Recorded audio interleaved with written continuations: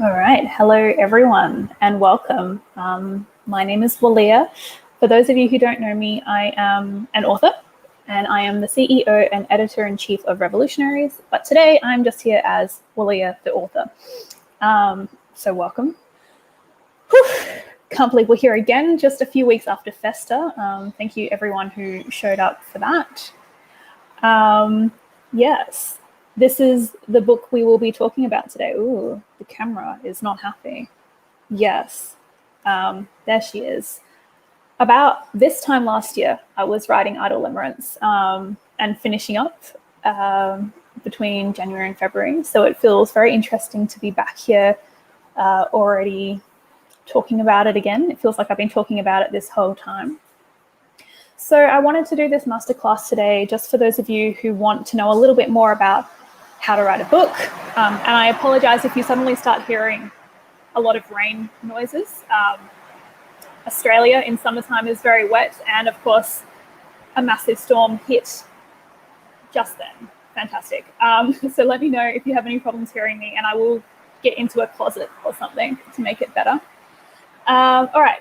So this class, I just really wanted to share with you how I wrote the book and give some kind of guidance and tips and actionable things to focus on so that after this you can walk away and start writing a book or keep writing a book or just keep dreaming. And hopefully one day you can return to this and really put this video to use. Never done anything like this before, so I'm just going to wing it. Hello, Namboy. Thank you for joining us. Everyone, you can just say hi if you're watching, so I know I'm not alone. That would be really cool. All right, so Idol Limerence. For those of you who aren't familiar with this book, there will probably be some spoilers. Don't let that stop you from buying it and reading it, though. But yeah, I'm probably going to say a few spoilers. You've been warned. Hello, Chanel. Yay. Oh, yay, everyone's saying hello. I'm so happy. All right, so I'm going to start this by saying if you have an idea for a book, one of my biggest tips is to start writing about it now and publishing on the same content area right away while you are developing your full book. Because that's how I started. So essentially how Idol Limerence all came to be, I'm going to pull up this screen now. Going to make me very, very small. All right, hopefully you can all see. I'm going to switch screens. All right, so this is kind of what I first started writing about Limerence. This is kind of, so let's see, April 24, 2019. How many words is this? 6,763. So I wrote this essay, if that's what you want to call it, on Limerence while I was kind of exploring everything that I wanted to think about and talk about. So this is kind of how my book started, and I didn't even know it yet.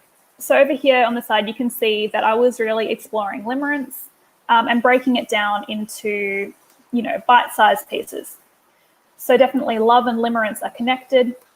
I wanted to define all the components of limerence and show some of the research on it. And then this is really my contribution. So for those of you who aren't familiar, limerence is a term originated by Dorothy Tenov. It's a psychological concept. It's a psychological condition.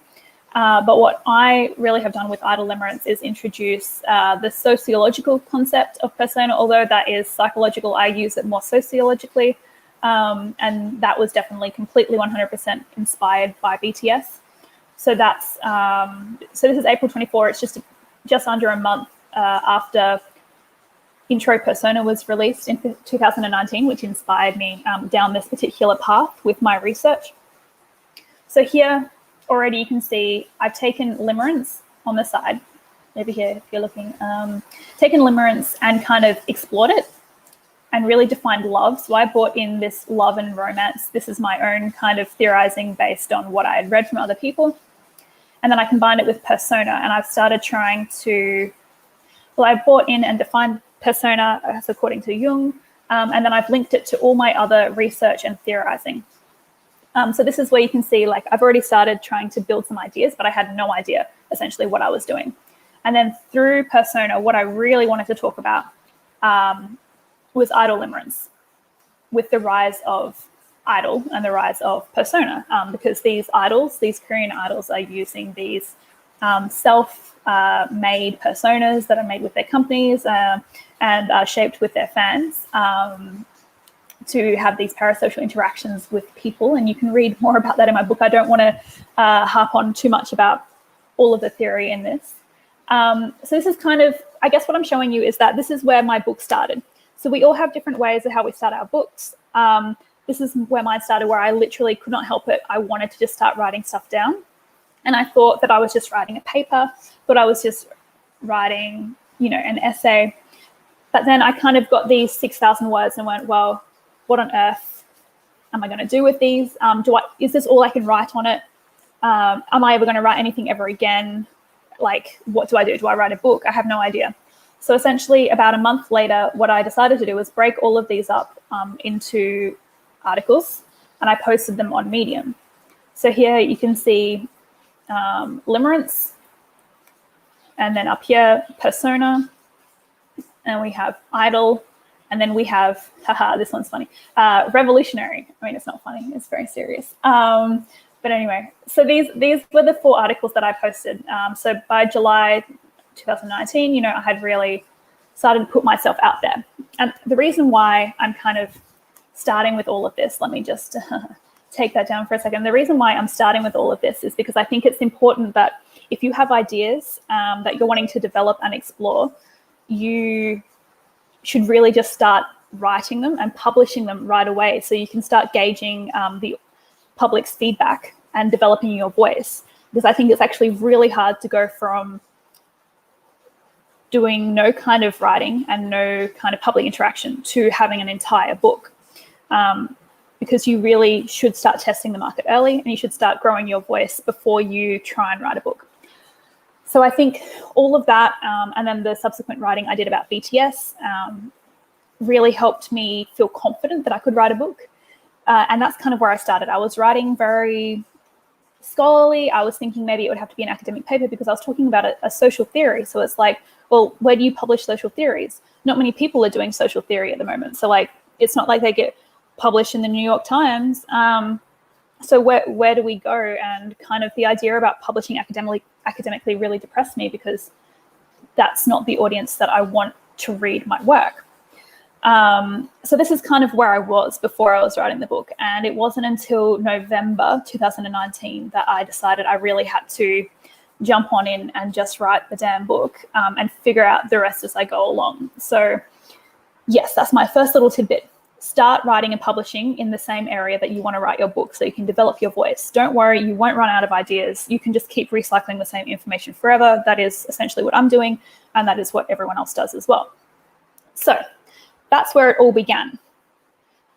So at this point, I still couldn't really conceptualize how I would put the book together because I knew I didn't really want it to be completely academic, because I found that quite boring. But then I didn't know what else it could be, because when I was writing the way I was in my Medium articles, it was still quite formal.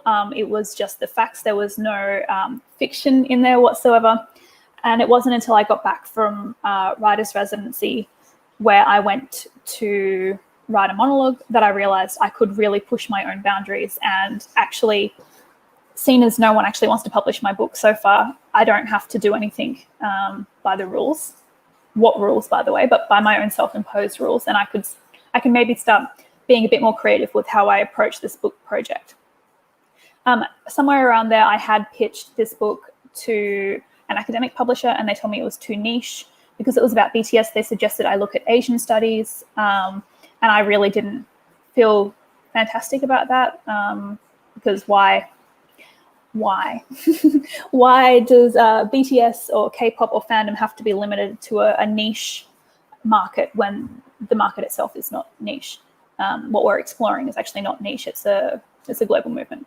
So when I got those rejections, and I got quite a few rejections in regards to academic writing, when I realized that this was not the path that I was going to walk down, I really decided to lean in to my first love, which was fiction, and see how I could merge the two worlds together. So at this point, I had no idea how it was going to work, but what I started with. So I had all those articles, and all those articles actually then, like each and every single one of them are in the book in one way or another. And the outline that I had written the day that I saw the Persona music video in March 2019, I think I wrote something like Love, Limerence, Persona, Idol, Army, Revolutionary, Inspirants. And that is essentially the outline of my entire book, and it did not change from there. So where I started now, I'm going to pull up my screen. Hello, Namjoon again. We're going to get rid of you. Hang on. Say goodbye. All right. So what we started with, got to stop saying we, it was just me. All right. So over here, this is my file, by the way. This is my filing system. So I definitely suggest if you want to write a book, you get organized right away and make yourself some files and put the date that you want to publish your book. So I was writing this in 2019, as you can see here, but I knew I wanted to publish the book in 2020. So I put the date there. I was like, you know what? No matter what, it's going to come out in 2020. So watch out. So over here in my very neat looking filing system, I started writing a proposal. So why we're starting with this is because if you genuinely want to get published and you're writing nonfiction, you have to have a proposal that sells your book to an editor or a publishing house or an agent. So this is how I started planning. I'm going to hide this. This is how I started planning my proposal, because I kind of had an idea. I'm like, I really want to write this book, but I hadn't fully explored it. And I looked on a lot of websites and figured out what exactly have to go into a proposal. So every publisher will have different requirements for their proposals. So you have to kind of tailor it to meet their specifications. But this is kind of what I figured out. So essentially, the proposal needs to have the book title, your name, your estimated word count, and when you think it can be done, a one-sentence summary and a synopsis, one an author biography, how many times you've been published, and then they want each chapter and like an explanation underneath about what is going to be explored in these chapters. Now, of course, there's a lot of other things that you can include, such as competing titles, business plan, demographic. We won't go into that today because that's more the business side of things. We can talk about that on another day. So essentially, this is where I started. And before this, I hadn't really figured out how the book would look or feel. So this is where it actually happened on this page right here. So I had to kind of show how I would be introducing my arguments and kind of give an entire chapter summary in one paragraph in a way that entices the editor or agent who's reading this. And also, this is the first time I'm really kind of saying what my book is going to be. So I got really creative and I pushed my own boundaries a bit with this. So this is how I started. You can see, like, I didn't have any idea about the synopsis or the one-sentence summary. I focused on writing the outline first. So you can see it went Love, Limerence, Idol, Persona, Idol Limerence, Army, Revolutionary, Inspirants. And that's what it was. So this was the first draft. So my last edit was on November 14, 2019. I'll show you what it ended up being. Oh, wait, it's over here. So this is my final proposal. So it says Idol Limerence, the idol-loving BTS's phenomena, Wallea Eaglehawk. So here's my it's 1 to 2 sentence. Is that a whole? Wow, that is one whole sentence. You know, I really do rip on all of my writers for when they do sentences this long. But yes, I did it. Okay, so and then here's my synopsis. So essentially a synopsis is, my goodness, it's just an overview, isn't it? Anyway, my brain just went on holiday for that one. But yes, there's my synopsis. And it's very similar if you're familiar with some of the advertising. You know, we've essentially just reshaped this for the blurb and when we write about it on the online store. The last edit was 2 hours ago. Interesting. All right, so here I've also introduced the subtitles as well. And we'll come back, or we can talk about it right now, actually. So here, as part of this, while I was researching how I would put all this together in the book, I decided to get very creative and turn, of course, to BTS, because I wanted them to be throughout the book, even when I wasn't talking about them, and I wanted to draw inspiration from them and kind of use them as a bridge between me and ARMY for when I'm talking about things that aren't particularly related to BTS. So here it says, throughout the book, the metaphor of flowers and blossoms will represent love while showing the link between BTS and Echo's story, which will eventually become a shared narrative. And then down here it says, in this chapter, water and drowning will act as a metaphor for fame. Here it says the metaphor of love being like a flower is revisited, and limerence will be represented by the metaphor of a dream to further link BTS and Echo's narrative. Gosh, I really planned this out, didn't I? So down here, the metaphor of fame and persona in this chapter will be represented by bodies of water and faces. Through metaphor, it is suggested that perhaps through the persona process, idol and fan merge as one, simultaneously losing and finding themselves in one another. In this chapter, the metaphor of flowers will be used for love between idol and fan, as well as the metaphor of masks for representing personas and societal roles. In this chapter, the metaphor of wings will stand for ARMY, whom BTS describes as their wings, and the metaphor of the devil will be used to represent the complex and often negative experiences of being a fan. My goodness, so many metaphors. Anyway, you get the idea, right? So then the metaphor of bulletproof is used in this chapter. And then I don't think I used any metaphors. Well, I ended up using metaphors in the final one. So essentially what I was going to say here is that all those metaphors that I ended up using, I went through every single one of BTS's songs, and I kind of wrote down all of the major like metaphors that they used and the themes, which were flowers, masks, water and drowning, wings, things like that. And I picked out the ones that were most relevant to the story that I wanted to tell.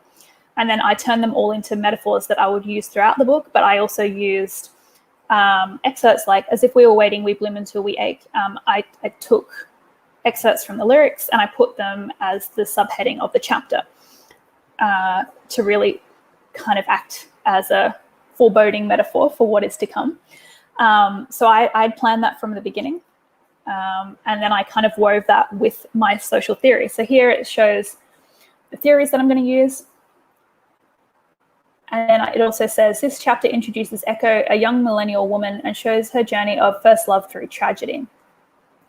So here I'm going to be defining all my key concepts. I'm going to be really cementing the narrative, and I'm going to be like building up my arguments. So here's one of my arguments. Contemporary love relationships brought about the concept of a romantic love narrative into society, where irrespective of the relationship existing or not, the story must go on.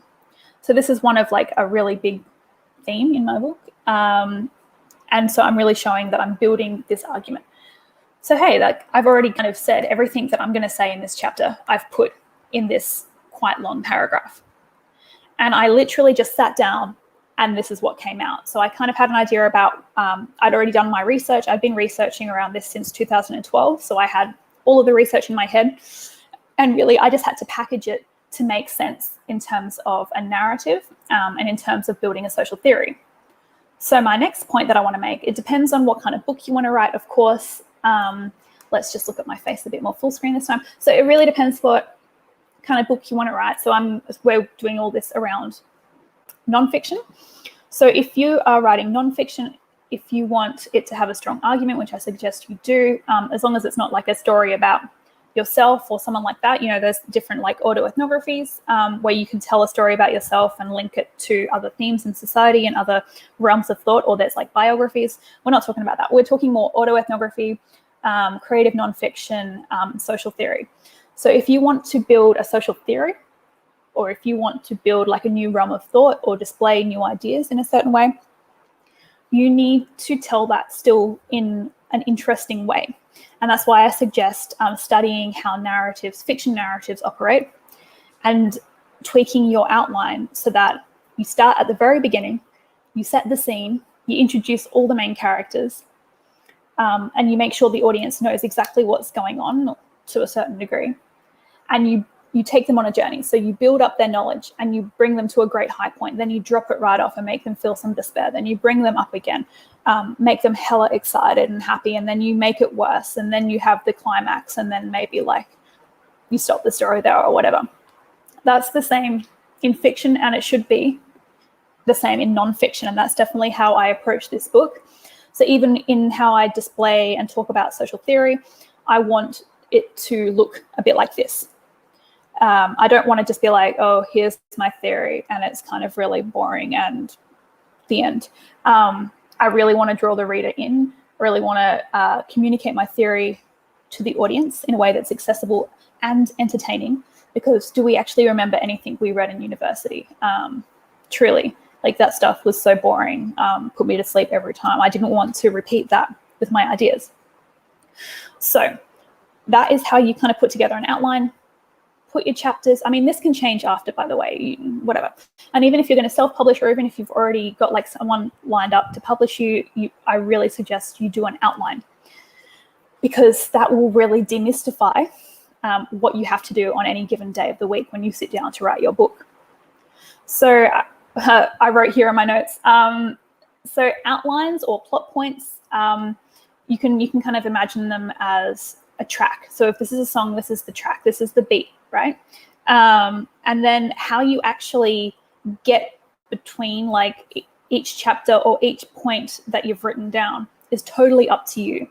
And you can consider that to be the vocal or something else that actually enriches the song and adds another layer, another dimension.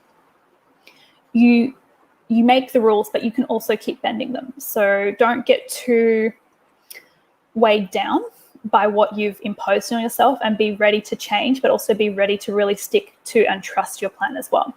Because if you were to go through my proposal, let's see, I think what you'll find, where am I, is that it is exactly, my book ended up being exactly what I put in here. Everything that I put in this, unless, so I think in one part here, I wrote something from an interview that I had watched, and then I couldn't find the interview again to back it up, so I had to delete it. But everything that I wrote in this outline it came true. It's exactly what I ended up putting in the book. And the reason for this, all right, let's see. I'm going to open up chapter 1. So yes, my goodness, 22 minutes in and I'm only at chapter 1. But here we go. This is the first chapter I wrote, because also when you're putting together a proposal, it's really good to have a chapter outline. It's really good to have a sample. Oh my goodness, my brain. Okay, sample chapter. Here we are. So this was my sample chapter. I wrote this in November, so you can see last edit was November 18, 2019. And essentially, I wish like I could show you any other draft versions, but this is my first draft, and I think I maybe changed it like 2 more times after this. But this has not changed. I sat down, and I wish I could be more used to you here, but this is exactly how I wrote it. I didn't plan it a whole lot. I got my proposal. So where is it? Over here. Essentially, what I did with each of these is that I copied and pasted each of the chapter outlines.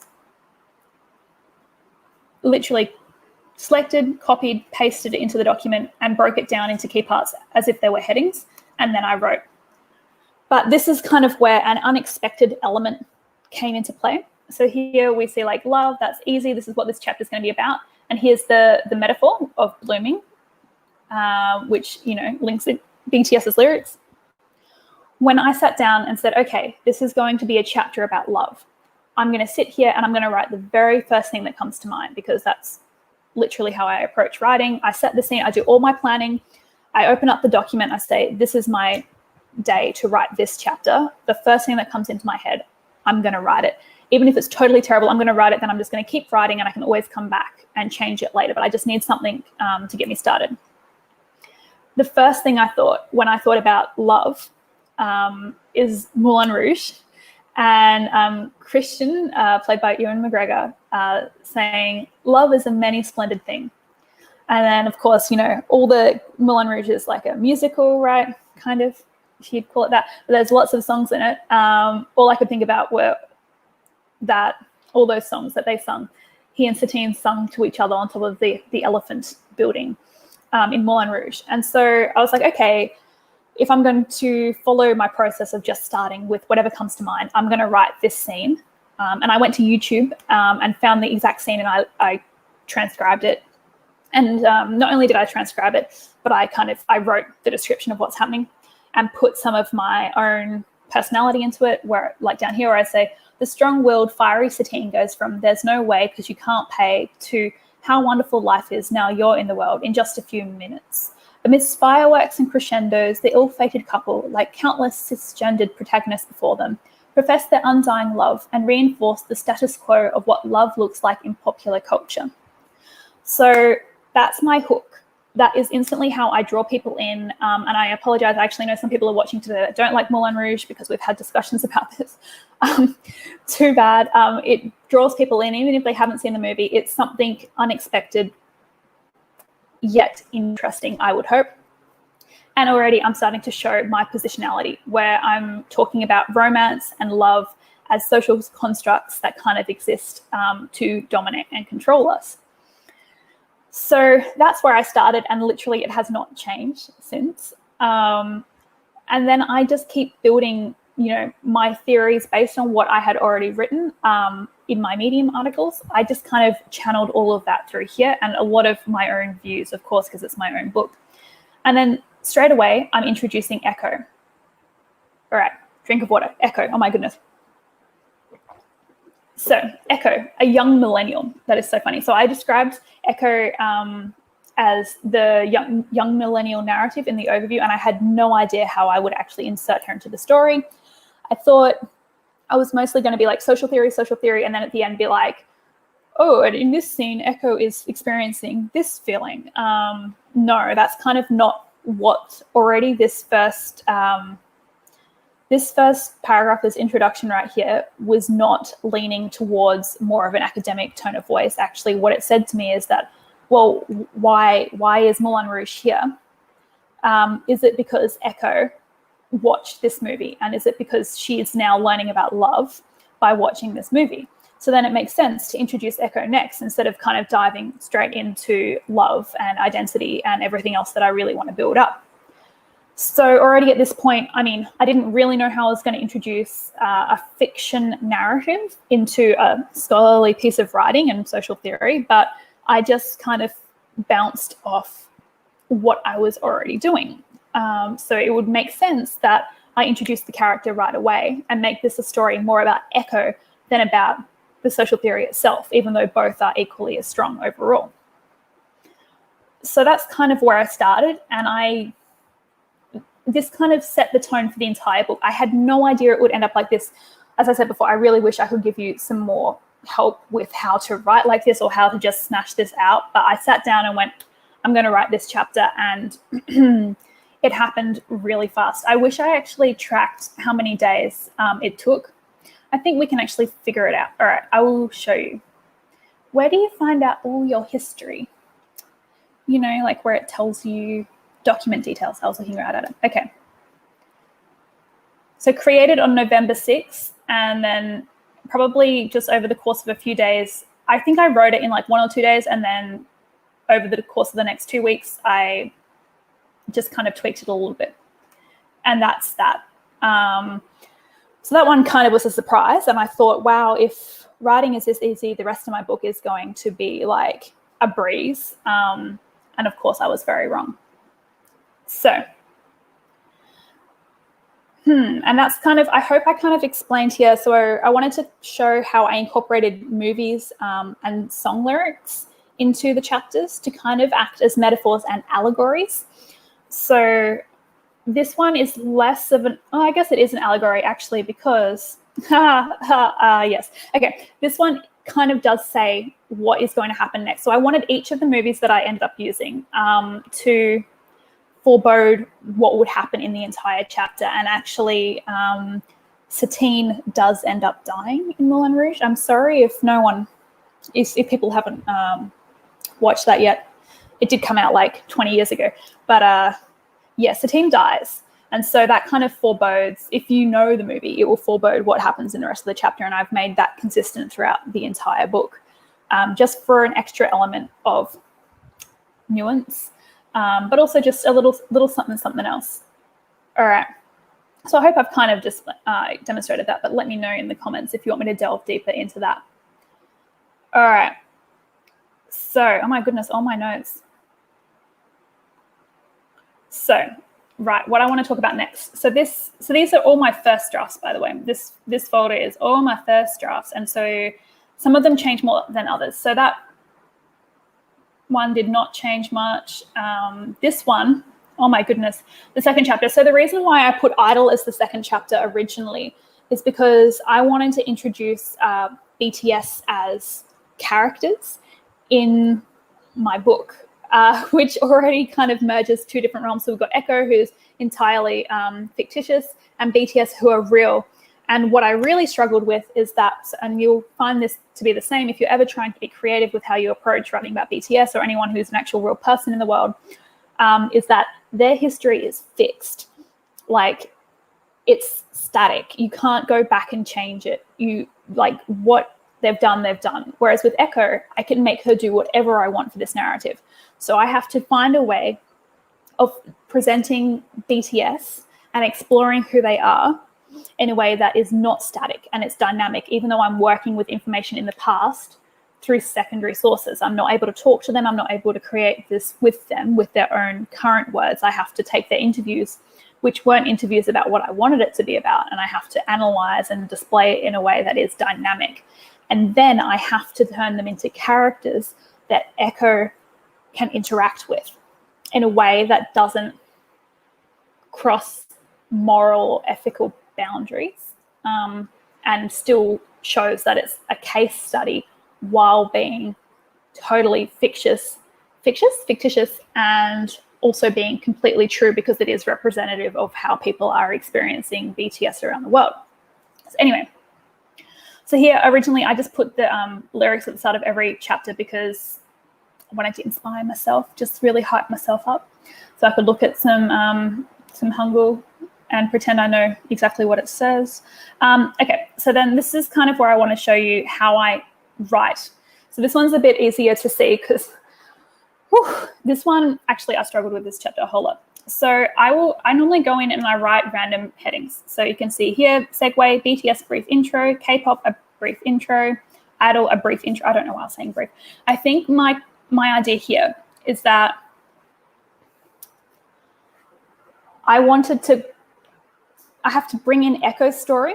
I have to introduce BTS.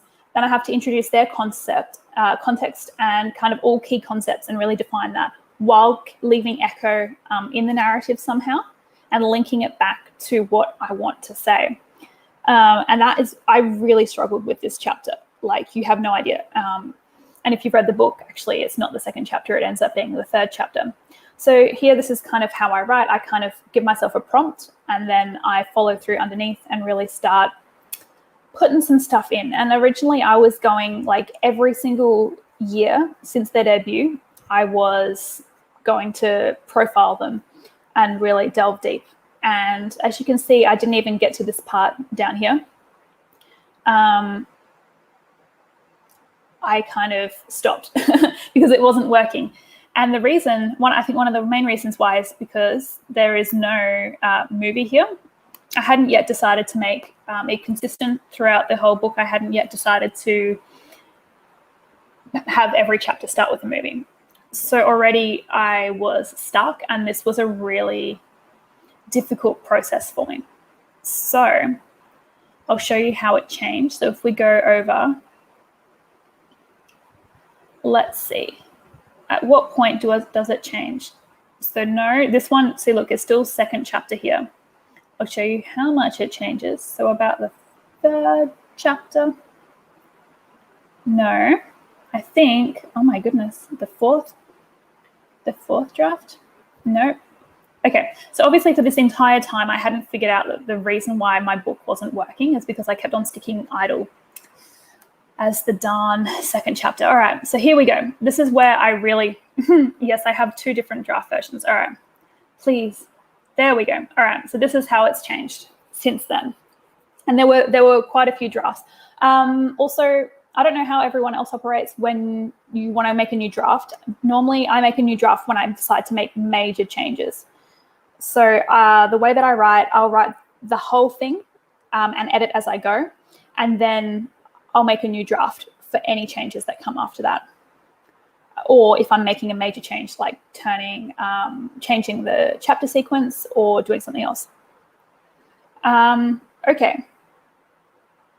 Wow, did I not, oh my goodness, someone tell me, did I not put a movie at the start of Idol? Are you serious? Have I already forgotten? Someone tell me, because there's no movie right here. Did I make a major mistake? There we go. Now I know what it is. Okay, hello everyone. Oh, brilliant. Okay, this is a really cool one. So let me find the right version. I did end up putting a movie in. Wow, at least you know I didn't plan for this. Oh my goodness, I probably should have. Okay, let's see. The third draft of the second draft. Obviously, my drafting title's making no sense. Okay, here we go. Here's where it actually starts making a lot of sense to me. So by the end, what I had done is when I realized that I wanted to put movies at the start of every chapter, I made a long list of every movie that really shaped me and like essentially messed me up as a young person. And I thought, you know, what was really interesting, as you can see here, I finished writing this February 6th, 2020. What I then found out was on my list was the movie Black Swan. And then while I was writing the book, obviously Map of the Soul 7 came out and Black Swan was a song on the album. So I thought, well, that makes my choice a lot easier. And I ended up putting Black Swan, the movie, into this, which is interesting. I mean, I think I watched, so it was released in 2010. Yeah, I definitely watched that. What was I, like 16, 17? And it definitely changed me in a few ways. It was love a good psychological thriller. So essentially what I had changed from the first draft of Idol is by putting it into the third chapter. What my biggest concern was is that I was introducing BTS's characters in the story too late in the third chapter, and I ended up resolving that. We'll discuss that at the end. So instead of kind of trying to profile BTS in every year since they debuted, I contextualized it and positioned it as Echo discovering BTS for the first time. And still, I made it more and more from her perspective instead of just a straight, here's all about BTS. And I guess that's why I ended up really enjoying and getting a lot of power from contextualizing everything through Echo's eyes, through her point of view. Because if I had to write the whole thing, just nonfiction, a profile, here we go, one that's not dynamic, it's very static. I can't play with that at all because I can't play with what BTS have already done. And I don't think I could have written as much. Originally, you might remember from the first proposal I pulled up, I said this book was going to be 35,000 words because I thought if I had to write just a straight theory book, I wouldn't be able to write that much because it's kind of like, oh, here you go. Here's my ideas, blah, boring. But then when I realized I was going to put Echo in and I started putting Echo in, the book ended up being about 72,000 words.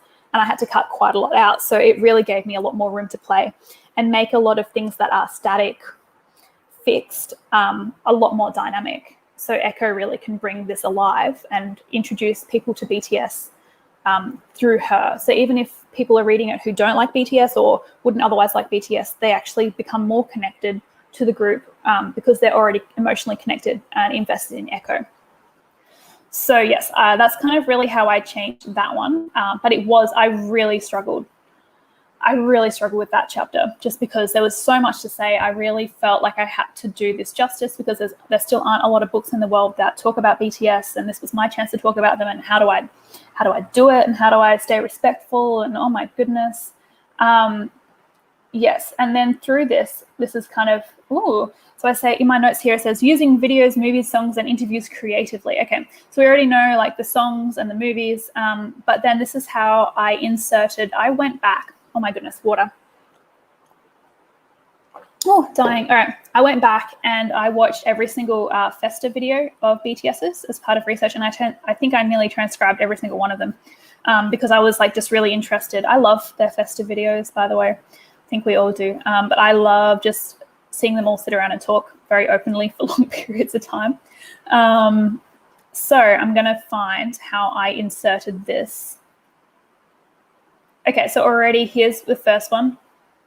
I inserted this part from BTS's sixth festa in 2018, where Yoongi was talking about him being afraid of falling and not landing, which then didn't that end up being like echoed in Shadow when that came out? That's a nice winky dink. So I was able to like draw on their interviews to kind of further enrich what I already wanted to say. I kind of wrote this chapter with some big claims, I wanted to show the binary of an idol, so powerful and powerless, loved and hated, like somehow alien and perfect and incredibly human and hurting, which then I go on to mirror with my exploration of ARMY later on. So then I used all of these personal accounts from Festa to back up what I'm saying. So that way I'm still using like the static historical like documentation of BTS, and I'm being really careful to stay true to what it's saying, and I'm trying not to put any words in their mouth or make it out to be something that it's not. It's not that was a struggle for me, but I was just very conscious of that as well. And that's kind of how I use the interviews and all their other content to really enrich my chapter. And I think I do that even more in persona. Okay. How are we all tracking? Hello, everyone. Everyone's here. Thank you for joining me. Okay. So this ended up becoming the third chapter. So what that meant is that I'm going to go back to the very beginning so you can see my really ugly first draft of this. Limerence originally was the third chapter, then became the second chapter. So here's what it looked like to start with.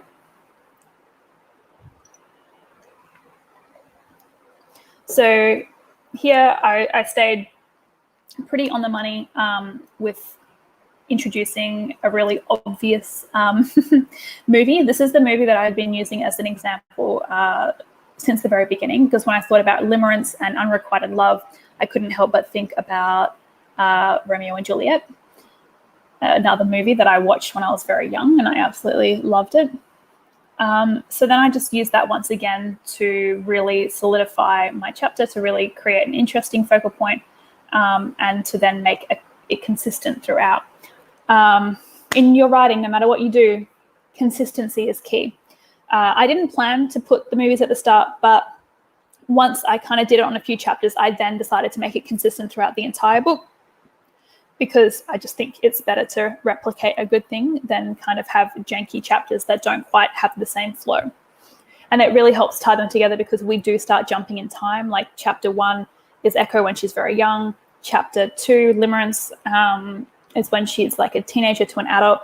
And then chapter 3 is Echo, like present day, in her mid-20s. So then to actually have something that keeps steady while there's a lot of fluctuation, I think is quite useful. Okay, so I just also, oh my goodness. Okay, Limerence, structure and flow, titles, headings, and paragraphs. Oh my goodness, does that mean that there are some titles, headings, and paragraphs down here for me to share with you?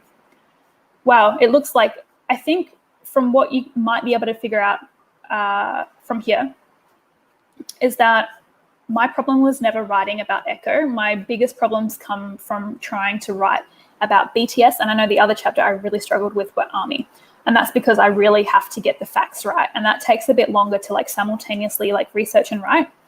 But the other point that I really wanted to make here is that I actually, for the most part, I researched and wrote this simultaneously. So every time I was writing and thinking, oh, I should get a really good like source for what love is or for what parasocial relationships are, I would literally just Google at the same time and do my research and instantly write it into my document and make it flow, and not leave it like in a separate document as notes to then like interpret over. So when I was doing that, according to my calculations, according to my tracking, it would take about an hour for every 1,000 words. So I would research and write simultaneously. So 1 hour, 1,000 words. And that's kind of the pattern that I kept up throughout the entire book. Okay, well, I'm not, according to my notes, there should be paragraphs and structure here, but there are not. So I will go and find a better thing to show you. We'll just go away. That one was boring. Persona. Oh my goodness. Okay, so here in the first draft, you can see that this is like a little excerpt from my outline that I'd pasted in. So this is how I would normally start the chapter. So I would set up every time. I would set up exactly like this. Don't dick around when you're writing a book, and don't like do something without a title on it. Set it up as if you want it, like as if it's already going to be published. Like you want it to look as good as it can while you're writing it, because, or maybe you're just a pantser and totally different to me, but when I'm writing, I need it to look really good. I need it to be formatted really well, and I need the flow of logic to be already determined before I start writing, even if I do change it. This is kind of how I set up my workspace, and that allows me to sit down and go, okay, this is exactly what I have to do today. So that's why I put this up here, because this is the first prompt that I wanted to work to. And then I reflected that instantly in my favorite movie of all time, Eternal Sunshine of the Spotless Mind, which I watched when I was 11, and it totally blew my mind. And so I just had to put it in here. So I put this in here, and then you can see down here, I'm already putting some more notes to myself, and this is how I planned out. So typically, like, I mean, you can have subheadings in your chapters. I don't normally leave subheadings in. It depends on the style of book, but because this one was a bit more creative, I took them out. But here it's kind of not even a heading. It's just a prompt to myself. And then I would write underneath that, as you can see here. And then here is me telling myself that I want to talk about Goffman. Then I want to talk about Mead. And then here's my notes to myself. Yes, so this is essentially how I set everything up. And I really suggest you do the same, instead of kind of having a different document where you keep switching to it being like, oh, what am I going to write next? Literally make everything a dot point or everything like a little heading and write underneath it. Even if you don't write a lot at the start, like start, copy and paste over your outline, break it in like each sentence, break them down until they're a list, and then write underneath exactly how that's going to look. And introduce your narrative, introduce your characters, introduce your argument, introduce everything else until it starts flowing. And that's how you build out the entire chapter. And well, that's definitely how I do it, because I have to make sure when I'm introducing a massive social theory and BTS and ARMY and K-pop and Echo, that I'm very structured and logical, and that there's a flow. So not only is the reader entertained, but they're not too confused, and I can actually hopefully convey a really complex social theory slowly and build to it slowly, so that by the 5th chapter, it actually makes sense when I introduce it properly for the first time. Whew. Okay, so I hope we're all hanging in there. Hello, everyone. Feel free to ask me questions if you want. What I'm now going to show you is how I started to track, where'd it go? How I tracked all of my writing progress in a spreadsheet. So I know some of you probably have already seen that I talk about writing this entire book in under 200 hours across 38 days. I want to just say they're not consecutive days, that they're like non-consecutive days, not like they definitely are. So essentially I set up a spreadsheet where I put down the title of each chapter, what my relative word count aim was, and what it currently was at for word count, and whether or not I was still writing it. And then over here, I would track my total as it progressed. Then down here, I would log what chapter I wrote on what date and how many words I wrote in it. So this is kind of how, I don't know why, I was thinking about it this morning, I don't know why it's important for writers to track their progress in terms of word count. I've always been obsessed with it. Maybe it's coming from uni and, you know, trying to keep to a word count, but also I guess it's to say, wow, I wrote like 100,000 words. I am a writer. I'm great. You know, like I think it is really reassuring. Although I do really want to say more words aren't necessarily a good thing. And actually to write something like you can say you want to write a 75,000 word book, but when you actually see like how much work that is, I think it's a bit of a surprise, because it's different. Like reading, say, an epic novel that's 180,000 words. I think reading it is a totally, well, of course, a very different experience. to actually trying to write it. So, and we all enjoy reading long books for sure. Though my attention span has diminished as I've aged, it's another thing to plan and write it. And if you're going to write that long, make sure it's good. Okay, don't want to get too preachy. So yes, this is how I tracked it. And this is, I guess, what I wanted to achieve with this tracking is to be able to look back and say, yep, this is what I did. This is how I worked, and eventually replicate it one day. So, you know, on these hours, like when I first would start writing a chapter, so that's 2,000 words, I would say at most I spent like 2 or 3 hours writing that. I would spend most of my time just sitting there freaking out or watching YouTube or like, yeah, watching a festive video and saying I'm transcribing it instead of actually writing it. So I didn't spend a whole lot of time writing this. I think, so over 38 days, I would say I averaged 5 hours a day. And most of the other hours when I wasn't directly writing, I was just panicking about writing. So, you know, I think I can definitely build on and improve on that for next time. And yes, then I have like down the bottom here, the different drafts and how that looked. So yeah, I'm not really sure if it's useful to track like that. I find it useful. I can't actually tell you why. I really like spreadsheets. I like tracking everything. I like organizing things. That's just how my brain works. And I find it really, I guess it's really good motivation and record keeping in case it ever becomes relevant in the future. Oh my goodness, I have a question from the audience. So let me just come back real quick. I hope you all don't mind. Okay, hello, Chanel. Did you study writing at university? Oh my goodness. Well, I originally started a Bachelor of Creative Writing in 2012. I did my first semester. I think I did just within that, it was just one direct creative writing course. Maybe I was doing 2. No, definitely 1, and like some English literature and other stuff like that. So in that writing course, like I had a pretty good time. What I realized is that what I wanted to write about was not what everyone else wanted to write about. Everyone was very like tortured artist. I was 17 or 18 years old. Maybe I was 19. And I was experiencing like I had totally a different life experience to everyone else. Everyone in my class was like writing stories about how, you know, they were in a really dark room illuminated only by candlelight and all the pain was so much. And I was writing like romance and stuff. And everyone looked at me funny and thought I was really weird. Anyway, my tutor, he was really great. So I had to write a story, which he then gave feedback on. And then I workshopped it a bit more and then he gave me more feedback, I think, at the end of semester. And essentially what he said to me is that I'm too good for the degree. And I don't mean this in a brag. He just said I could go and publish a best-selling book like Twilight tomorrow and make like a lot of money and have a very successful career. But if I stay in the course, it will actually ruin me. Because the way that I approached writing at that point in time was very organic. It was very frilly and expressive. And what the degree would have taught me is more of a technical writing skill that would have stripped away everything that I already had going on. So not that I went on and wrote a bestseller the next day. I was very young. I just dropped out of that and did a degree in sociology instead, which I'm very grateful for.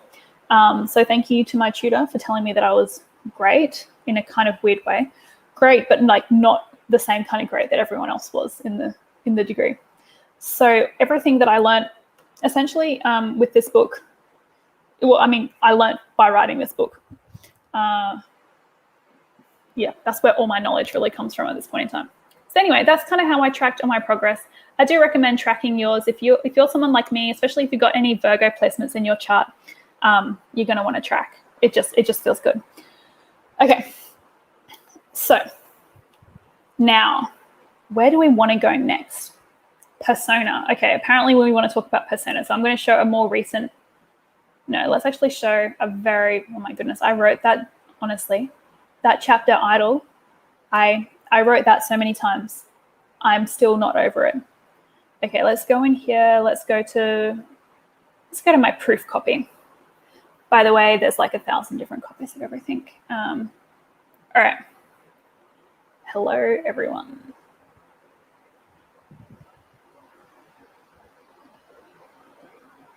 Okay, so, here we go. This is actually the proof copy, and if you see things that are highlighted, it's because Paula, our typesetter, highlighted all the italics to remind her where everything had to be italicized in the typeset. So this is Persona. This was a very happy mistake, this chapter. Essentially, Persona, the concept that I developed up, so of course it's Jung's psychological concept, but what I really wanted to do with it was more sociological. And then at this point as well in the narrative, I had really brought in the character of RM, who is in many ways a figment of Echo's imagination, or is he? I mean, you can decide for yourself. There's many different interpretations. So the narrative was really at this point driving everything that I was presenting in the book. So I totally took my cues for how to present my narrative, my theory, from the narrative, which meant that I just kept on responding instead of having an idea of, I had no idea where the narrative would go, by the way, really. I was just kind of winging it. So I winged it so hard that I came to a really difficult point. So for those of you, I'm going to switch off this now so we can just talk face to face. For those of you who are familiar with Persona, there is kind of like an event at the end where Echo does have like a really bleak moment, which is quite confronting. Like the whole chapter can be quite confronting for some people to read. I just wrote that because I was vibing off what I'd already written, and I'm like, well, this is what makes the most sense for the story.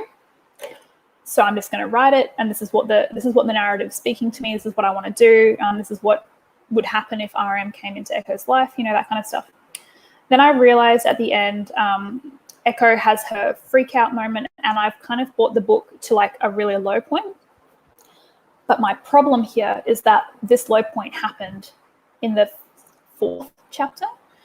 So it was like at the very midpoint of the book, right before the 5th chapter. So like, this was a problem for me because how do I raise people back up and make them feel good about this, essentially? Because it's, I don't want to end on a bad note. Actually, I'm trying to show that Idol Limerence is a powerful, positive thing, right? Or it can be. But I just took everyone to a really dark place. I got a lot of messages on Instagram in particular from people freaking out after they read that chapter. And then Army as well after they read that chapter. So I understand it can be very confronting. So I was like, oh my goodness, what have I done? I mean, I had so much fun. I'll just be really quite frank with that one. I had so much fun writing that chapter. It was, just the most fun I've had in my whole life. It was really easy to write. I wrote it really quickly. I went to a really dark place. It was trippy. The whole gang was there. We hung out. Good times. So this is kind of where I want to talk about evaluating like all of your troughs and peaks. And this is the same for like a fiction narrative and for your nonfiction writing as well. You don't ever want there to be a lull. If you're writing nonfiction, anything, you don't want it to come to a dead place. You don't want it to come to like a really boring place for too long. Cut out all the boring stuff, honestly. Literally go through all your work. Anything that's too boring, cut it. Like nobody will miss it. Honestly, please just cut it all out.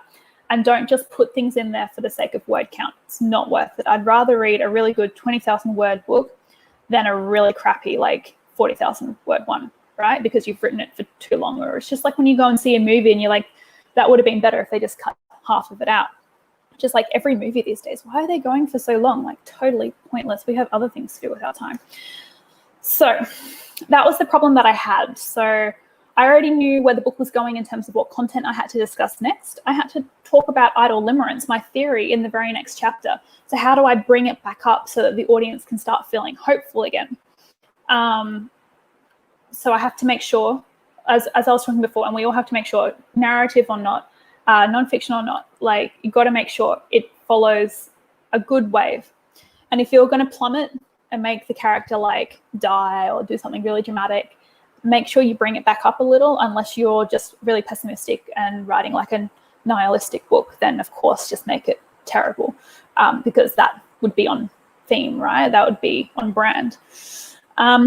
So how did I build back up? That is a good question, one which I will now attempt to answer because I can't remember how on earth I built back up. I guess what I said to Echo when I was writing this was, Echo, life goes on and let's live on. And essentially, yes, that's what I made her do to try and bring the book back up. Okay, so what am I going to talk about next? Let's go to draft 2. So in this one, we're going to go to Idol Limerence. So this is where I introduce my theory. Now, I'm not sure if there's many of you out there who are trying to write a social theory. Like, if you are, like, hit me up, because I'd love to talk to you, because I don't really come across many people who want to make new social theory, and that's one of my biggest passions in life, is making new ideas. So if that's your interest, please let me know and we can talk about this more in depth. Once again, Donnie Darko. This was, okay, so how do I bring it from a really low point in persona to starting to come, I don't know, out of it? How do I get out of this hole that I've dug for Echo, where she realizes that she's in love with RM and he's just like a reflection of her own identity, even though she actually does believe that she can really meet him in real life.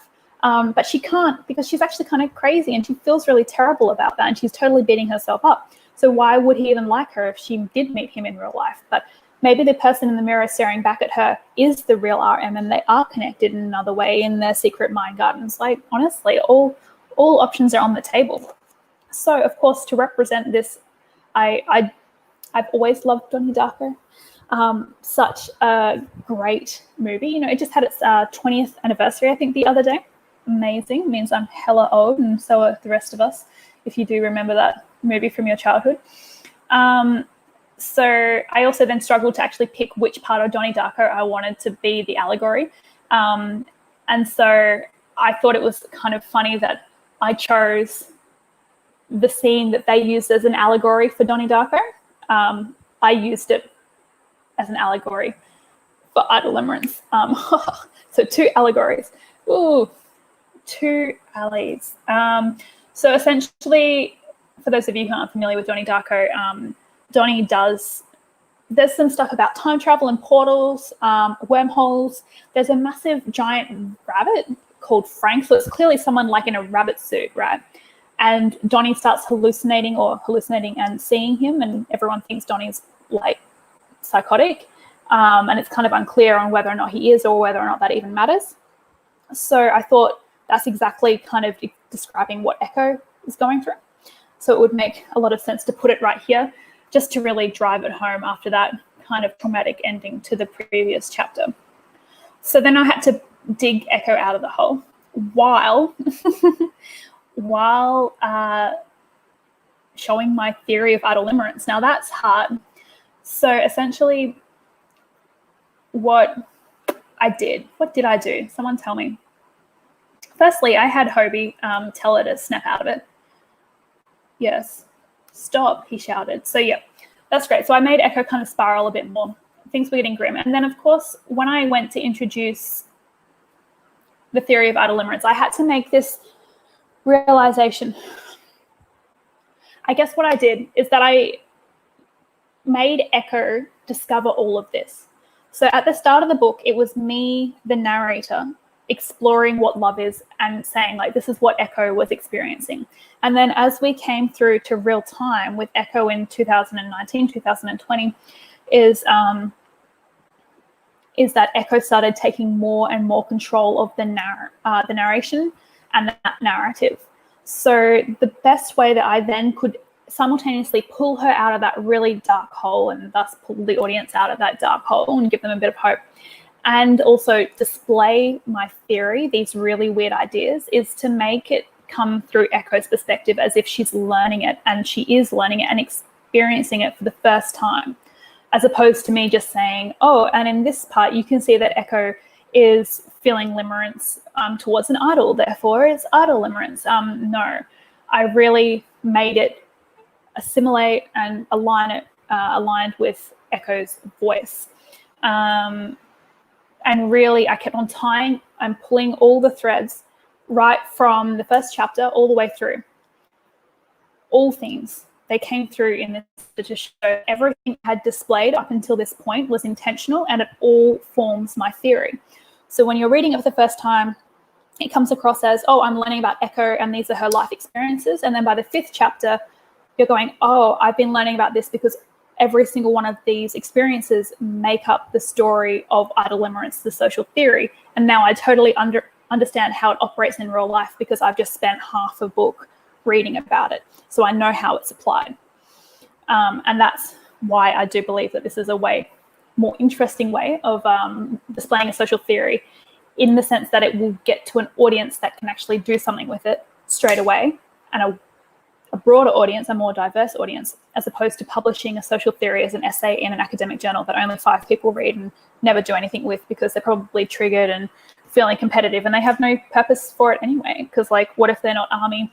What if they don't want to admit that they're limerent? What if they just don't give a crap? Like, what's the point in academic writing? That's really one of the things that are controversial. I just mean, what is the point if you've got a massive idea that can be taken to market, as in taken to everyone right away, to empower them so they can act on it and interpret it into their own lives, instead of putting it into a paper and maybe teaching it in a university course? Why don't you just take it to the masses and tell them directly in a way that they understand? That's how I feel anyway. So that's kind of how I started pulling Echo out of this hole. So I made her go through this trajectory of becoming really disempowered. When she found out that she was totally in love with RM and she could not control it, it was a very disempowering moment for her. So then I got her to regain her empowerment, to become empowered through learning, through analysis, which of course is then what I'm hoping the reader receives as well, that they become empowered through learning about this experience, especially if they're feeling like they might be limerent themselves. This is hopefully not an easy chapter to read, because it really does get into like everything, but it should still be empowering, because I believe that all knowledge should be empowering and accessible to everyone. So that's kind of how I got Echo out of that hole. And then, of course, it's a social theory, right? So I actually have to have some characteristics or components. So here I've just displayed Dorothy Tenov's components of limerence.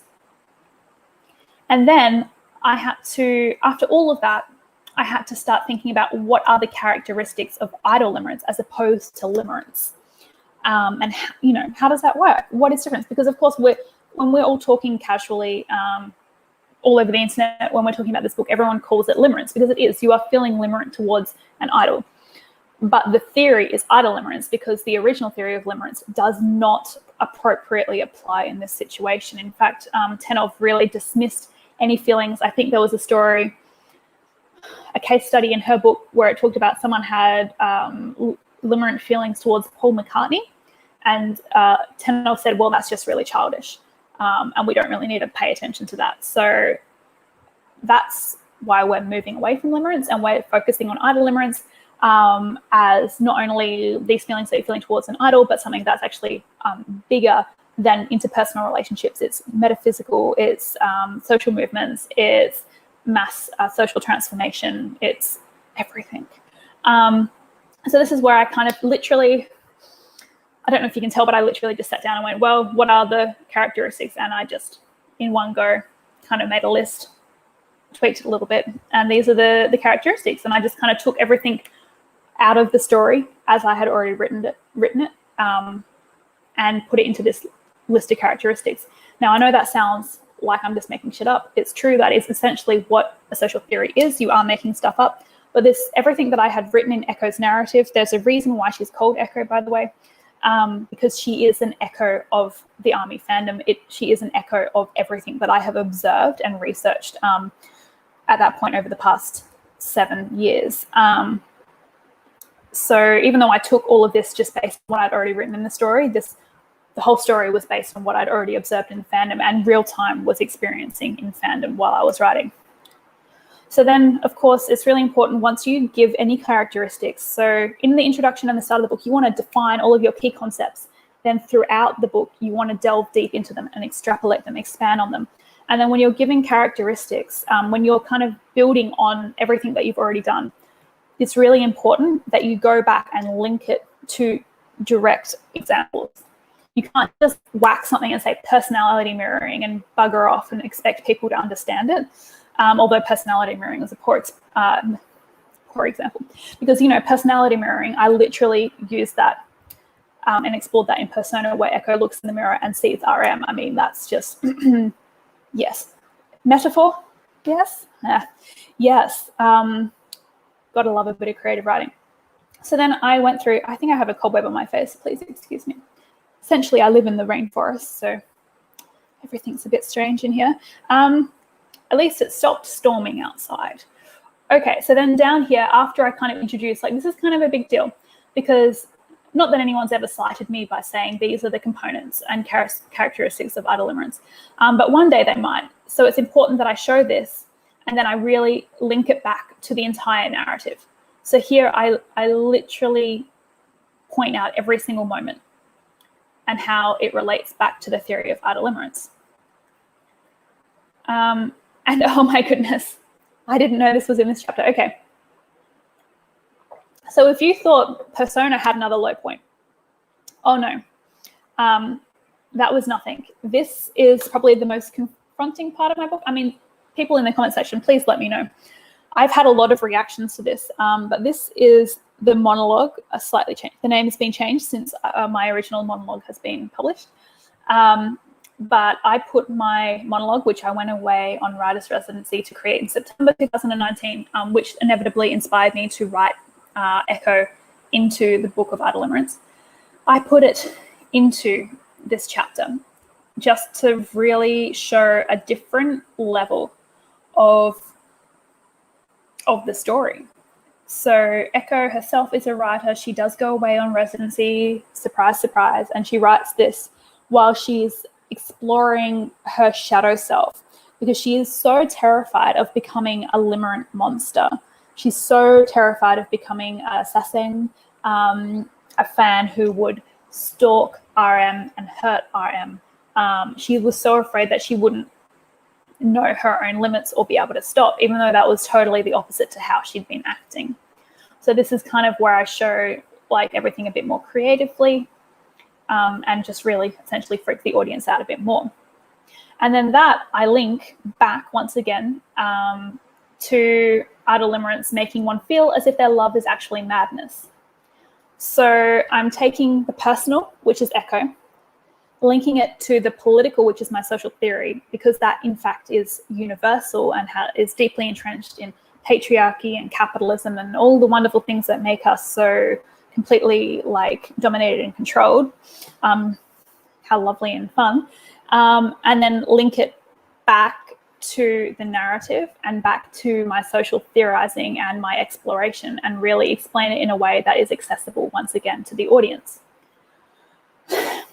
And yeah, so then I brought it back down again. So yeah, I don't know why I went down with Persona, then I kind of came back up. So Echo got pretty empowered when she went away on writer's residency and, wrote the monologue and explored her shadow self. This was still kind of a semi-empowering process.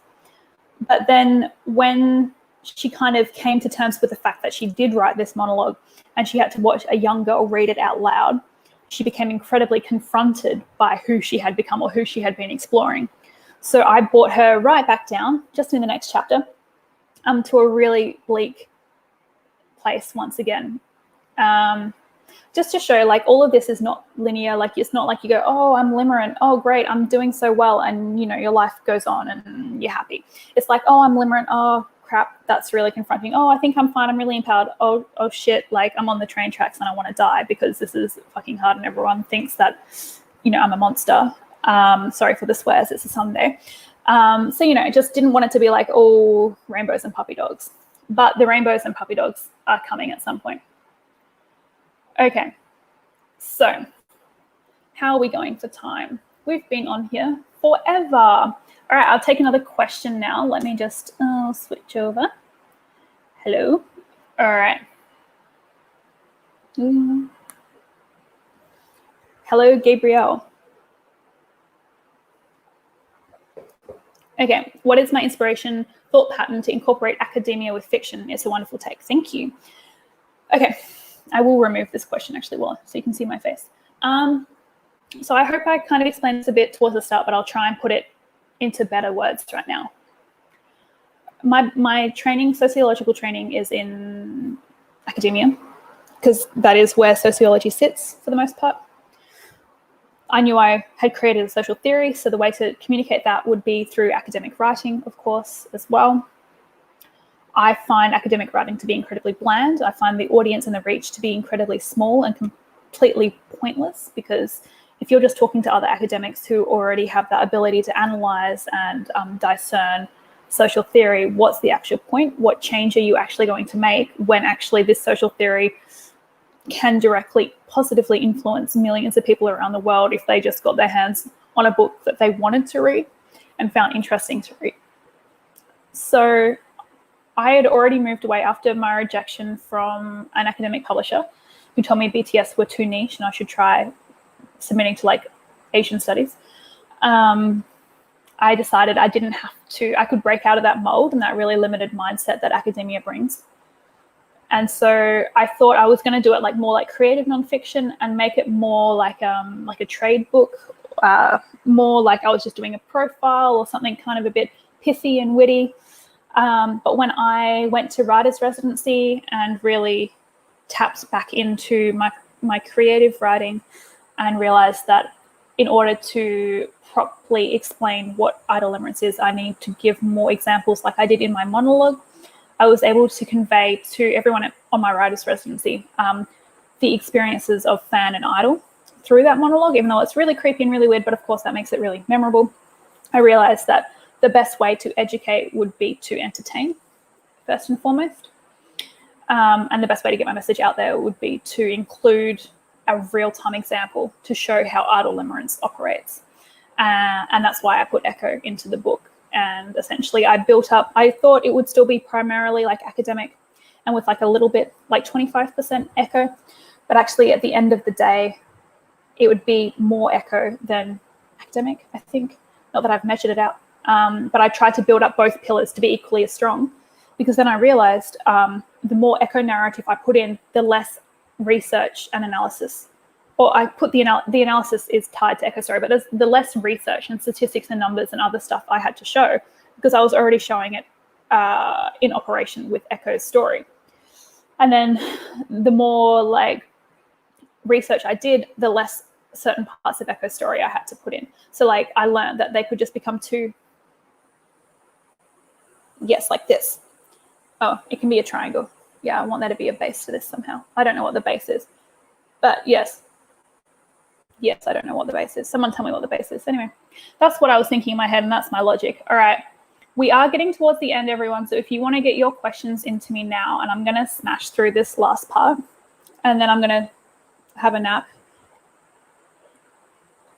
Okay, so the next chapter I really want to talk about, my goodness, is Army. And this one, as I mentioned before, this one was really hard for me to write. Just because, once again, I'm trying to capture an entire fandom, firstly, which is actually impossible to do because we are not a monolith, as I see so many people writing. We are not just one big, same structure that like lords over everyone else, although I'm sure if you're in another fandom, it can feel that way. But we don't all think the same. We don't all act the same. Each of us have completely unique experiences, but also if you were to put all those experiences together, there would be plenty of universal themes that arise, because of course we're all situated around BTS, so our experiences are directly linked to, in one way or another, to what BTS are putting out and what BTS themselves are experiencing. So firstly, once again, really pleased with this movie selection. I had only recently watched, at that point, oh my goodness, I only recently watched Her. I'm not sure, that's more of a recent movie. I'm not sure how many of you have watched Her. But oh my goodness, I cried. I don't often, I mean, I do cry a lot in general, but it does take a fair bit for a movie to make me cry, especially like an art house movie. Like most of the time, they just make me feel like cool and stuff, but I don't want to cry. Anyway, Her really messed me up, and Joaquin is just like the best. So I just got some big feels. So I thought what was really interesting in the movie Her is that essentially Theodore falls in love with like a computer-generated program, and then becomes incredibly upset when he realizes that, oh my God, I'm not even sharing my screen, I'm so sorry. When he realizes that she's talking to 8,316 other people. So I thought, like it shows this whole romantic story of them talking, like she's obviously like just on the phone and he's taking pictures and he's sending them to her and they're going on dates, and it's very dreamy. And that kind of reminded me of what it's like through the parasocial content that we receive from BTS, where they're making us feel like we're incredibly intimate with them through their V lives and other content, like we're able to see into their lives, just of course a very small amount that they let us see in a very controlled environment. But we do feel like it's just us and them. Especially through the pandemic, it's not like we're showing up with our friends and like watching a movie together or watching a music video. So it can often feel like it's just us and BTS in the same room. And then it can be really, really hard. Sometimes it can be very confronting to be reminded that it's not just us, it's actually millions of other people around the world. And that's kind of what Idol Limerence does as well, because you're so in love and enamored with the idol and you feel like you're in this very intense, intimate relationship. It can be hard to realize that there's actually not only other fans out there, but other people who are experiencing limerence towards BTS. And heaven forbid, what if BTS actually likes someone back? Like, wow, that would just be disastrous for so many people in so many ways. And that's why I feel that movie really encapsulates that feeling of being like, oh, we're so in love. And you kind of know that there are other people out there, but you don't really think about it too hard. But then when you are actually confronted with it, it can be a lot. And of course, we're all very happy to be ARMY and we're all very happy to share BTS. But it can still be, a tough pill to swallow when you remember that it's not just you and you're not as special as you think you are. And then not only that, so she's been talking to 8,316 other people, but out of those, she's in love with 641. So anyway, I just felt that really encapsulated that experience of being part of the ARMY fandom. So in this one, I really struggled to try and capture all of fandom, and it was the exact same problem I had with the BTS chapter before. And I just had to find a way, once again, to really put Echo in there to make it dynamic, and then to try and channel all of as many fandom experiences as I could through Echo and put them into this chapter, while also making sure it doesn't become a whole book about ARMY. It's hard to try and have all these different elements that are equally balanced without one totally taking over. All right, so this is where I want, so here I'm saying linking to the political, the universal is key for theories or any good argument. So when you're telling a story, even if you're writing an autoethnography about yourself, the idea is that in order to prove its validity and to enrich it, you should show how it connects to other people and how other people experience the same thing as you, and how this personal experience is actually politically, externally influenced. And by politics, I don't mean like who we're voting for in government. Of course, that is political, but everything under capitalism is political. Gender, sexuality, economics, your wage, how you experience life is political. So to say that we're not political would be a mistake. Our entire lives are politically shaped, whether we acknowledge it or not. So in this chapter, I really wanted to show Echo as part of her ecosystem, which is ARMY, and then link all of these themes to like bigger, all of her personal themes to part of a bigger movement, a bigger picture. And that's so important, no matter what you're writing when it's nonfiction, unless it is like an autobiography or something, or just a biography, that would be totally different. But for anything with an argument or something that you're trying to say or a point you're trying to prove, to show that it's not just you experiencing it or not just one or two people experiencing it, but millions or hundreds of thousands, that is absolutely key. So, oh my goodness. When I was writing this chapter, I went and followed like 1,000 people on Twitter, just random ARMY accounts. And I just sat on the timeline, and this was around, so this is, I last edited this February 7th. This was when the comeback for Map of the Soul 7 was happening, so there was a lot happening. There were like music videos dropping, there was Connect BTS, so many things were happening in the fandom and everyone was very excited. And of course, lots of drama was happening at the same time. So I was really able to like plug myself in and watch everything unfold in real time. And through that, I was able to channel all those experiences into the voice and experiences of Echo, and also use them to kind of explain who ARMY are. And the whole way through, I try and make it really clear that you can't actually capture a fandom that big. You can't, like, well, I can't in this book, and for these purposes, tell you everything you need to know. I just have to try and paint a picture, do the fandom justice, but also then link it back to whatever point I'm trying to make. And my point is, well, what was my point? I think the point that I was trying to make here, so I've already presented my theory of Idol Limerence.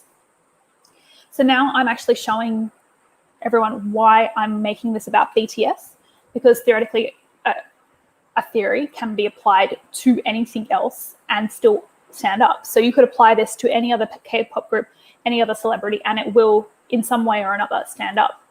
So why is it that I'm using BTS? And it's not just because I like BTS and this is my book. Of course, that is the reason.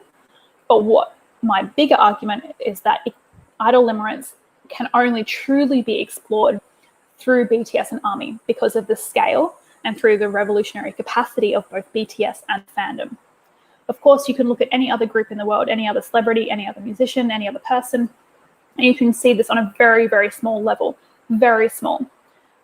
But through that, and we'll come to this a bit later, no one else, in my opinion, and I am the theorist, so I guess my opinion counts for something, no one else is in such a position as BTS and ARMY. And I believe, so you can experience Idol Limerence, and that's a very personal thing. You can transform yourself maybe and like get a bit better, and your life might be all right. That's not what I'm really totally interested in with this book and with this theory. What I'm wanting to look at is Idol Limerence on a universal, political, global scale, and how it can be used and harnessed for social movements and for good. And how we could potentially use this very limiting binary of idol and fan, introduce a third space, and we'll talk about that later, introduce a third, and break the binary or dilute it or diffuse it or shift it and move post Idol Limerence, which then in turn would mean that we would have the tools in theory to move post capitalism and towards a different way of living entirely. But that's more on that later. So that's kind of what I was trying to do. I'm trying to explain ARMY and once again, just show why this is all happening with BTS and ARMY and not another group. And also just really to show the context of Echo a little bit more. All right. I think we don't have any new comments. We just have Chanel saying how great I am. Thank you. Thank you. All right. So I'm going to quickly, I know we've been here for so long. So Revolutionary. Oh my goodness, where am I going? So just like I did with, so I'd kind of already introduced Idol, and I wanted that to be like the introduction of Idol in the sense that I would introduce any idol, any celebrity, and introduce BTS to the narrative. But then Revolutionary, how does this differ when I start talking about BTS in the revolutionary context? I guess once again, so I've already shown like the revolutionary capacity of fandom through ARMY. Now I want to pull all those themes through and show what this fandom is collectivizing around and why, once again, why BTS, why Big Hit, why is it RM in particular in this book? Why is it that this is happening, and why is it that everyone should care what BTS are doing as a model for best practice or best process, well, the best that we have at this point in time, despite it being quite patriarchal, to get towards post-Idol Limerence, post-capitalism, towards inspirance. So the movie I used here, oh my goodness, another one of my younger self's favorites, V for Vendetta. This is, once again, just talking about more about revolution as well, and how, down here, there's like a bit of, what would you call it, Stockholm Syndrome, where Evie is imprisoned by V. Funny name. What a coinkydink. And she ends up falling in love with him, even though he is the revolutionary, but she doesn't actually know that he's the one who has like captured and tortured her. So she does end up falling in love with him, which is once again just like another allegory for Idol Limerence, perhaps. And then when the revolution happens, in the name of V, or because of V, Evie acknowledges that actually it wasn't just V who led the revolution. The revolution was actually everyone. So I'm pulling through a few different threads there. Stockholm Syndrome, the revolutionary, creating change, and actually the revolutionary, even though in this context of the book I'm talking about BTS as revolutionary, is actually all of us. And for those of you who are familiar with my work, you know that I do actually talk about this a lot more, that we all are revolutionary together. So this is kind of RM's chapter to shine. I don't go as hard, perhaps, as I did in my Medium article, although it is a chapter primarily about him. I do link it back to all of BTS as well, because I think it's important. When I'm talking about RM, I do mean RM as the representative of BTS. And also I do want to leave space for other people to write books about different members of BTS in different ways as well. And I didn't want to dominate every realm, and I do probably know more about RM than everyone else. But it's definitely not a negative thing towards anyone else in BTS. So yeah, this is kind of where I show my theory in action in a way. So it's not necessarily like BTS aren't revolutionary because of Idol Limerence, but they are shaping Idol Limerence. So it's just showing like another facet to Idol Limerence and why we're choosing BTS and why it is BTS and ARMY that can potentially move towards inspirants. So this is once again just kind of showing more nuance, more context, and really building out this theory some more. So yes, I mean, I enjoyed writing this chapter as well. At this point on the downhill slide, everything was coming together really, really well. So I think what I'll do is I'll briefly touch on inspirants, and then we can stop talking. Of course, I had to put a Harry Potter reference in here. I just remember when I was younger and reading this for the first time, I was so empowered when Harry says, "Is this all real, or is it just happening inside my head?" And Dumbledore replies, "Of course it's happening inside your head, Harry. Why should that mean that it's not real?" And me, as a very imaginative young person, felt very empowered by that, because it's true. Why are we taught to not trust or believe what happens inside our own heads?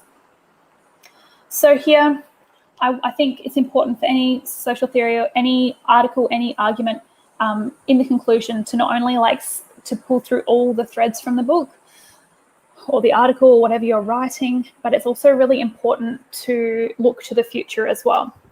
Because I always like to end things on a hopeful note. That's kind of what I did here, and I did speak about it just before. I wanted to create, Idol Limerence can be and is experienced very negatively, has very negative impacts and influences on people's lives. But if we are to understand Idol Limerence and work with it and have that conversation with BTS and make the leap, which I'll get to in a second, what can be done? How can we actually take control of this situation where Idol Limerence does happen primarily out of our control, and empower ourselves and move forward and build a better future? And that's kind of what I did with this chapter. It's not very long. I think, let's see, what's the word count?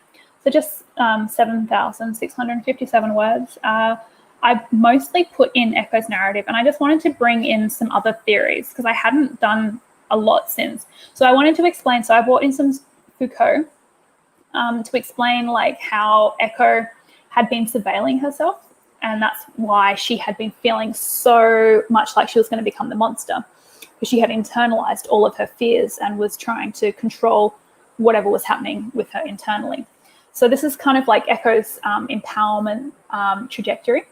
And then this is kind of the chapter where I really let myself play with the narrative, and I kind of at this point I really gave up on introducing anything else too serious, and I wanted to bring Echo and Namjoon together for the first time, because at this point it had only been Echo and Namjoon's persona of RM who had been meeting. So I wanted to really bring in some original research that I had done about persona and how you can create persona, and how you can also divest, or I guess it's divest, take off the darn mask and throw it away. So I wanted Echo to go through this. I wanted to show some more Jung as well, and link it all back to the collective unconscious. But most of all, I really just wanted Echo to meet Namjoon. I mean, why not? We're having a bit of fun. It's the last chapter. I no longer care. We're just all downhill from here. So I made them meet. And if you've read the book, you'll know why, or if you're about to read the book, you're about to find out. So this is also where I start laying the groundwork for the next book. So make sure you're always looking forward and not tying things up too much. Otherwise, you won't have anything to do in the future. So then I made sure that I left this ending quite hopeful but unrequited and realistic.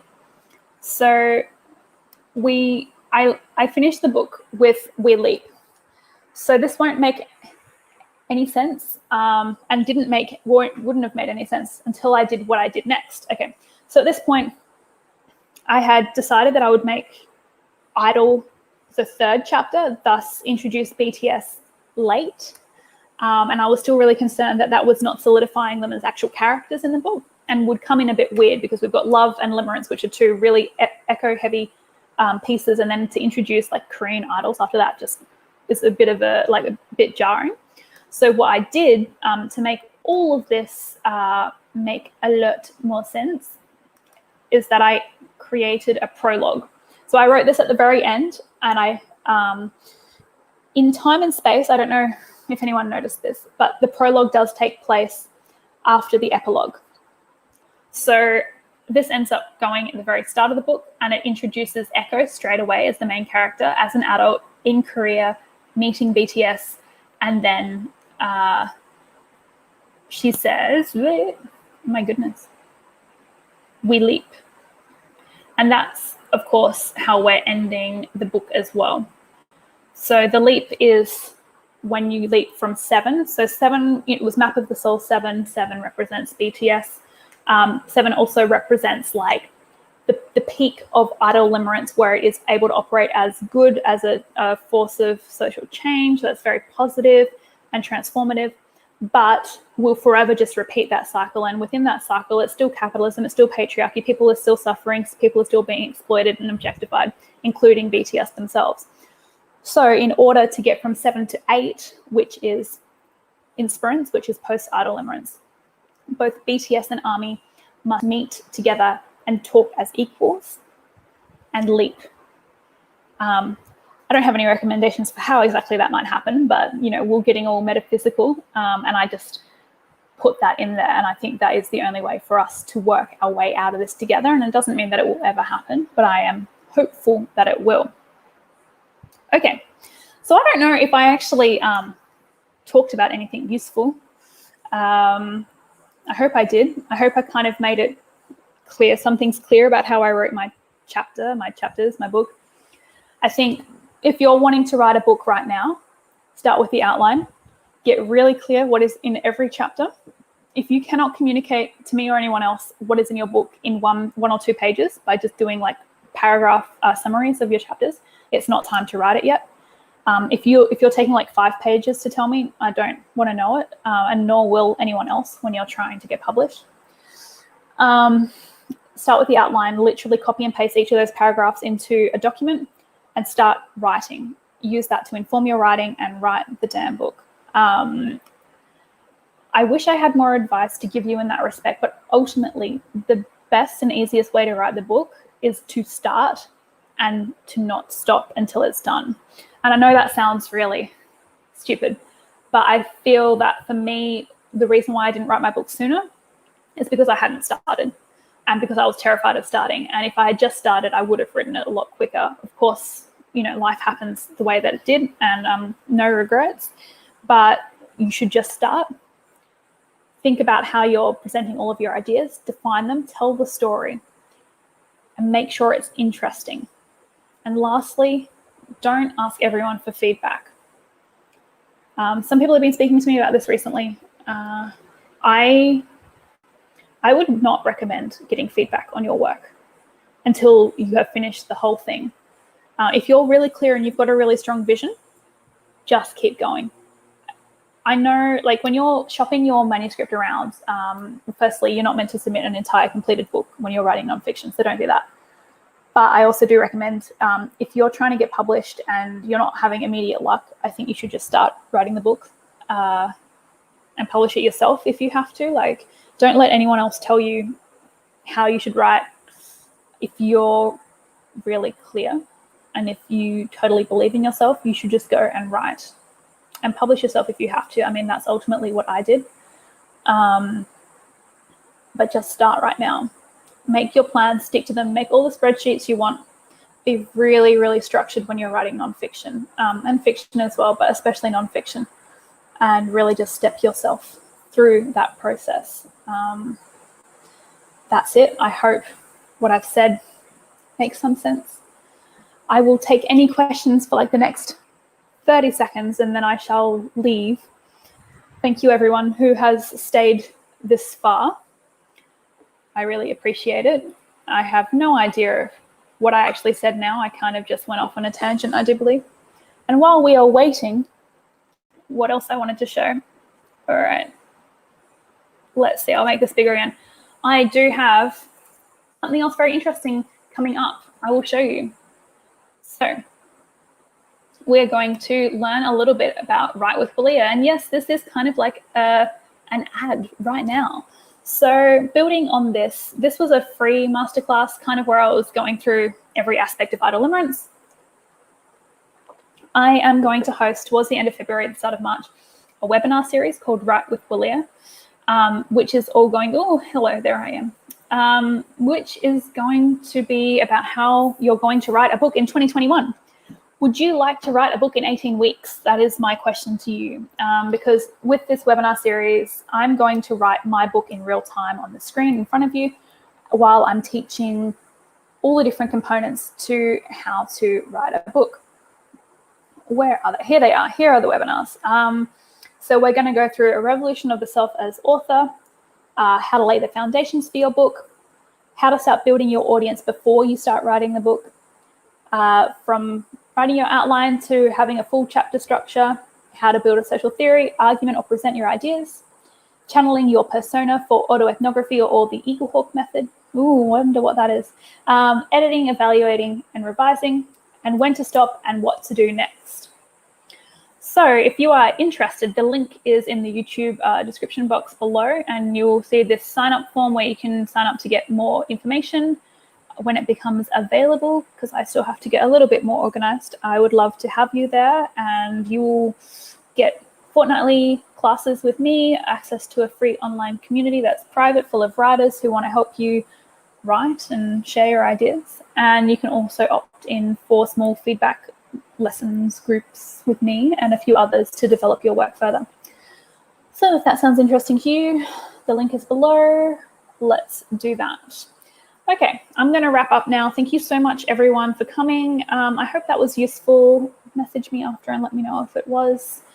I look forward to seeing you soon at my webinar series or whatever we do next. Don't forget to follow me on social media and follow Revolutionaries too. That would be cool. All right, I'm going to go now. Have a great day or night, wherever you are, and I'll see you next time.